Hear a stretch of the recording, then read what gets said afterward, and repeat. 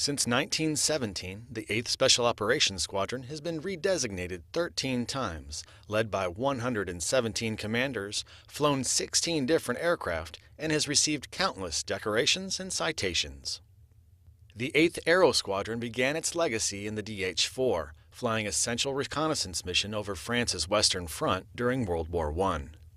After the war, the 8th spent 20 years as a training attack aviation squadron, teaching air crews how to operate more than 10 different types of aircraft.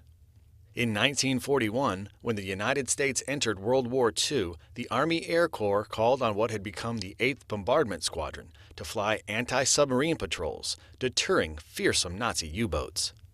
A year later, the squadron engaged in combat missions in the Southwest and Western Pacific and continued throughout the war. On November 2, 1943, the commander of the 8th Bombardment Squadron, Major Raymond Wilkins, was posthumously awarded the Medal of Honor for daringly sacrificing himself in battle while leading his squadron in Rabaul, New Britain. His B-25's right wing was damaged on the way into the attack, but he continued to lead the squadron. His plane was further damaged when he took fire attempting to neutralize anti-aircraft fire. Rather than swerve into his wingman, Major Wilkins exposed the entire belly of his plane to the enemy and was shot down. He destroyed 2 enemy vessels, and his heroic actions made it possible for the safe withdrawal of his remaining squadron and the success of the mission. It wasn't long before the 8th was called upon again, this time flying B-26s over Korea. On September 14, 1951, Captain John Walmsley, a pilot with the 8th Bombardment Squadron, encountered a train in North Korea during an intruder search mission. He dropped ordnance to halt and disable it. Despite running out of munitions, Walmsley flew passes to illuminate the target so another bomber could find it. Exposing himself to anti-aircraft fire, his aircraft was hit on his 3rd pass and burst into flames. Walmsley was posthumously awarded the Medal of Honor for his actions. The 8th flew tactical bombings against the Viet Cong and the B-57 for 8 years during the Vietnam War, and led counterinsurgency missions in the A-37 before being redesignated as the 8th Special Operations Squadron on September 30, 1970. When the Vietnam War ended, there was a big drawdown of special operations. There was no emphasis, no money, no new airplanes. The United States Air Force really didn't know what to do with special ops. So the Air Force decided to put the special ops assets from the Vietnam War into a wing at Hurlburt called the Special Operations Wing. At that time, the 1st SOW had the MC-130 Combat Talon 1, and that's when the 8th stood up with that aircraft at Hurlburt in the mid-70s. Then in '79, they captured the hostages in Iran, and within a week, we were working here to fix that. We trained for 5 months, kept it secret, deployed halfway around the world to Egypt and eventually to Oman. When we got to Oman, the tower operators at the airport saw us arrive, set up a little tent city on the far end of the airfield, and didn't know what the hell we were there for, what we were doing. In April, we went to Desert One, and everybody knows that story. On the night of April 24th, 6 C-130s left, and 7 or 8 hours later, 5 came back. The helicopter that hit Hal Lewis's airplane, when he lifted off, he basically whited out from the sand, couldn't see, thought he was drifting backwards, and in fact he was not drifting backwards. So when he put forward collective in, he clipped the tail of the 130, and that's where the disaster started. We had the tragedy. We lost 5 brave airmen and 3 brave Marines. So the Brits got 2 cases of Bass Ale and drove them around to our tent city as we were recovering and dropped the 2 cases of beer off. And they wrote on the cardboard flap of one of the cases, "To you all from us all for having the guts to try." The mission was, quote, a failure, but as a lot of people nowadays talk about it, it was a watershed event, and it changed Special Ops forever.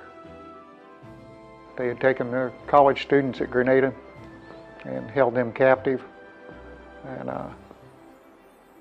we made a decision to go get them. So we took off here and we flew to Charleston Air Force Base. And the vice president was there, and he talked to us. He said, "This is a very important mission." We got in airplanes and took off. We may have been half a mile off the end of the runway, and man, the sky just lit up. And we were very lucky that we never got hit. At the TOT, we flew down the runway. It was about 800 feet. And I said to the Army Ranger, I put him on headset, and I said, "Okay, we're inbound," and boy, they got all hot and bothered, you know, and all this shit in the back. They couldn't wait to get out of the airplane. This was one of the lowest personnel airdrops that had ever been done at that point in time. We could see the AAA coming up at us. Fortunately, we were low enough that they couldn't depress their guns enough to get to us. Without us, they couldn't have got the Rangers on the ground. Without the Rangers, the mission wouldn't have went. So everybody had a part. All those parts have to come together. We had our portion to do. The Rangers had their portion to do. We got them on target. When I got to the 8th SOS, there was a skeleton staff because they were already deployed to Woodbridge, England in preparation for Desert Shield and Desert Storm. The missions that we were actually flying, there was some probing that was being done by some of the helicopters, and we were refueling the 53s, getting close to the borders. Within a week of the 15th, we were doing leaflet drops that were telling the Iraqis how to surrender and what the consequences would be if they did not surrender, telling the Iraqis, hey, we're coming with the most powerful weapon in the U.S. arsenal that was non-nuclear. It was primarily the leaflet drops that ultimately got to the Blue 82 drops that we were doing as well. It was a 15,000-pound bomb on a platform that a small parachute went out behind the airplane. When we got to the release point, we released the platform. It separated from the carriage that it was on and went down. And with the combination of the Blue 82s, the leaflets, I think we definitely contributed to shortening the engagement. The 8th SOS deployed on September 20th, 2001, and we arrived at Masira, Oman, on September 23rd. 21 years later, pretty much the same airplanes, but we carried all that joint training with us, and it made all the difference in the world.